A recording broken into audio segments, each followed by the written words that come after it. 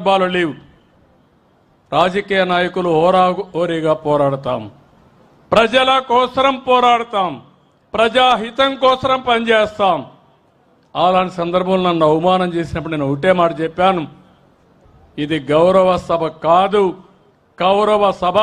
మళ్ళీ గౌరవ సభ చేసేదానికి క్షేత్రస్థాయిలో పనిచేసి గెలిచి అసెంబ్లీలో అడుగు పెడతా అన్నాను, పెట్టాను.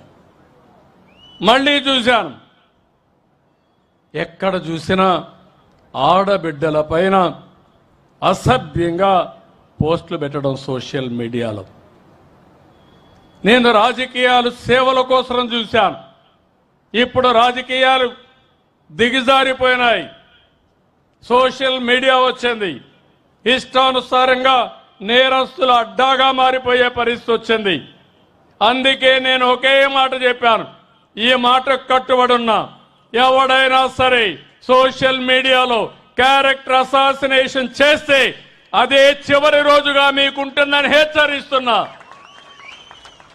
గౌరవప్రదంగా బతకనియండి, సమాజంలో మీకు చేతనైతే విలువలు నేర్పించండి, మీకు చేతనైతే సమాజ హితం కోసం పనిచేయండి, ఆదాయం పెంచండి, ఆరోగ్యాన్ని పెంచడానికి పనిచేయండి. లేకపోతే చేత కాకపోతే ఇంట్లో పడుకోండి. పిల్లలకు నేరాలు నేర్పించండి, రౌడీజం నేర్పించద్దండి. ఇది మంచి పద్ధతి కాదని కూడా హెచ్చరిస్తున్నా. నేను చాలా ఏళ్ళు చూసా, ఒకసారి నేనే మోసపోయా. ముఖ్యమంత్రిగా ఉన్నా నిద్రలేసి చూశాను. ఎవరైతే వివేకానంద రెడ్డి గుండెపోటుతో చనిపోయాడు, నేను అనుకున్న పాపం మన ప్రత్యర్థి ఆయన గుండెపోటు చనిపోయాడు అని అనుకున్నాను. అనుకుంటే అది గుండెపోటు కాదు, గొడ్డలి వేటు. తర్వాత తెలుసుకోవడానికి చాలా సమయం పట్టింది నాకు. అంటే ఒక ముఖ్యమంత్రినే మోసం చేయగలుగుతున్నారంటే మీరొక లెక్క అని మిమ్మల్ని అడుగుతున్నా. హత్య చేసి ఆత్మహత్యగా చిత్రీకరించే మనుషులుండే ఈ రోజుల్లో, తిరిగి కేసులు పెట్టే ఈ రోజుల్లో వాళ్ళని సమర్థవంతంగా ఎదుర్కోవాలన్నా లేదా అని మిమ్మల్ని అడుగుతున్నా. ఏమంటారని మిమ్మల్ని అడుగుతున్నా. ఎదుర్కోవాలంటే గట్టిగా చప్పట్లు కూడా చెప్పండి, ఇది మంచి పద్ధతి కాదని.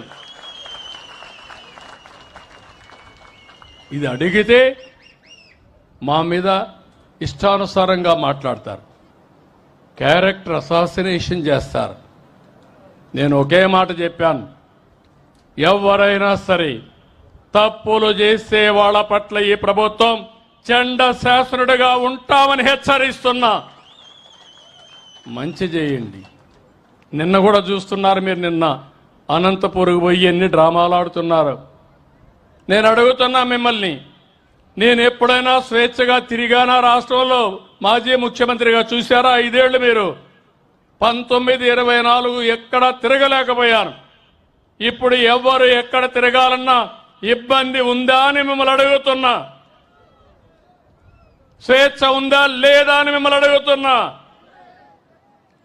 స్వేచ్ఛ ఇస్తే రౌడీజం చేస్తామంటే, నేరాలు చేస్తామంటే, అలాంటప్పుడు గట్టిగా ఉండాలనా లేదా అని మిమ్మల్ని అడుగుతున్నా. ఇలాంటి ఉన్నప్పుడు మీరే చూశారు, ఈ ప్రభుత్వం అభివృద్ధి కోసం ఉంది తప్ప ఇంకొకటి కాదు. అదే సమయంలో ఎవరు తప్పు చేసినా వాళ్ళని శిక్షించే బాధ్యత ఈ ప్రభుత్వం పైన ఉంది. ఆ విషయం కూడా మీకు విజ్ఞప్తి చేస్తున్నా.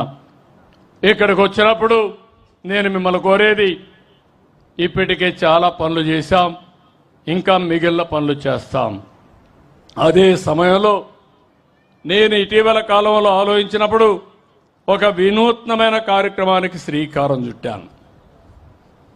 ఆ కార్యక్రమం మీరు చూస్తే ఈరోజు మనందరం కూడా ప్రభుత్వం ప్రైవేట్ భాగస్వామ్యం, దీంతో కొంతమంది వ్యక్తులు పెట్టుబడులు పెట్టి వాళ్ళు బాగుపడి సమాజ హితం కోసం పనిచేశారు. ఈరోజు మీరు ఒక్కసారి చూస్తే ఈ టెలిఫోన్స్ ఉన్నాయి.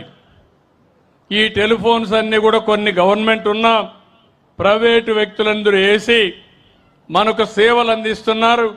అదే సమయంలో వాళ్ళు కూడా డబ్బులు కొంతవరకు సంపాదించుకున్నారు.